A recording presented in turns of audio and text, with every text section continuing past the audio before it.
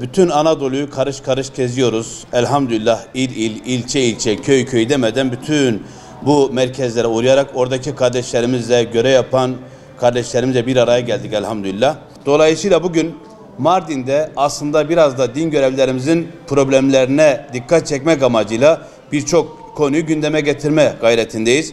Bunlardan bir tanesi de cami elektrik faturalarının ve yine Kur'an kurslarımızın ödenemeyen ısıtma ve soğutma giderlerinin çözülemeyişi. Bununla ilgili birçok görüşme gerçekleştirmiş olmamıza rağmen hem bakanlık düzeyinde hem Diyanet İşleri Başkanlığı nezdinde yapmış olduğumuz bütün toplantıların akabinde bu işin aslında parlamentoda çözüleceği, mutlaka önümüzdeki günlerde de bir torba yasa içerisinde çözülmesi gerektiği kanaatine vardık.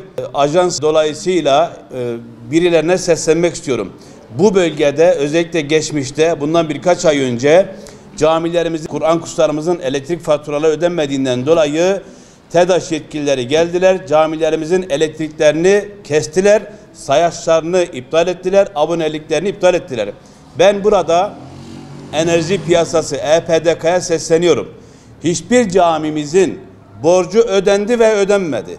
Ödenmemesinden kaynaklı olarak asla ve asla camilerimizin elektrikleri, şartelleri indirilemez, kesilemez.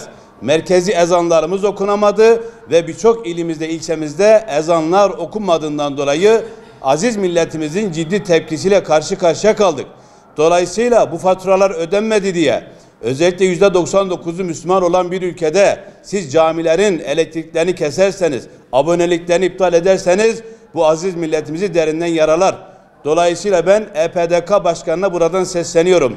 Ne olursa olsun bu soruna bir çözüm bulana kadar asla ve asla camilerimizin elektrikleri kesilemez, şarteller indirilemez. Ben buradan sesleniyorum. Özellikle ülkemizi yöneten iktidara sesleniyorum.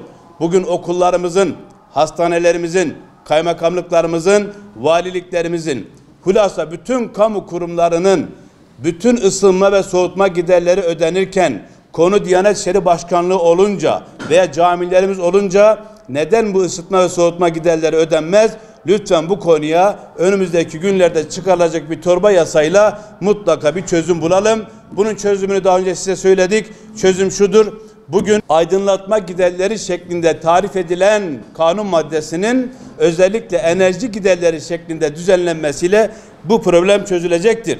Bir önemli problem de Kur'an kurslarımızda yaşanan sıkıntı. Bugün Kur'an kurslarımızda ciddi manada bekçi, aşçı ve buna benzer kadrolarda ciddi sıkıntılar yaşıyoruz. Şimdi geçen aylarda biliyorsunuz Milli Eğitim Bakanlığımızın özellikle pansiyonlarına 5000'e yakın aşçı, bekçi ve buna benzer kadrolar tahsis edildi. Ben buradan Cumhurbaşkanımıza teşekkür ediyorum. Ama aynı hassasiyetin Kur'an kurslarımıza da gösterilmesini özellikle rica ediyorum. Çünkü Kur'an kurslarımız da Milli Eğitim Bakanlığı gibi eğitim veren kuruluşlardır. Aynı hassasiyetin burada da gösterilmesini özellikle rica ediyoruz. Ve yine bu bölgede ve birçok bölgede yaşanan lojman problemi.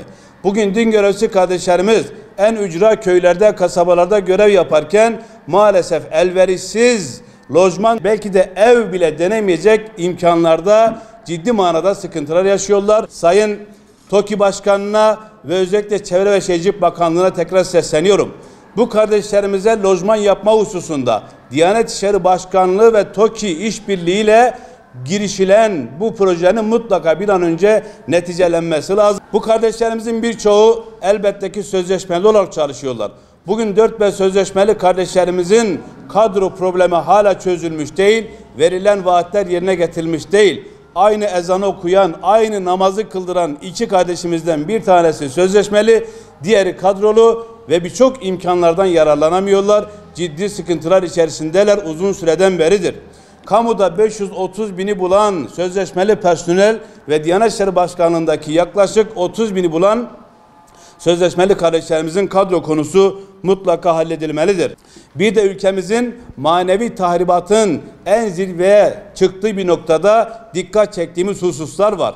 Bunlardan bir tanesi elbette ki ahlaksız televizyon dizileri, ahlaksız programlar ve tüm bunlarla ilgili herhangi bir çalışma yürütme işi, süresiz nafaka diye bir zulüm ortaya konmuş ve süresiz nafaka yüzünden bugün kadın cinayetlerin aslında artmasının nedeni bu süresiz nafakadır.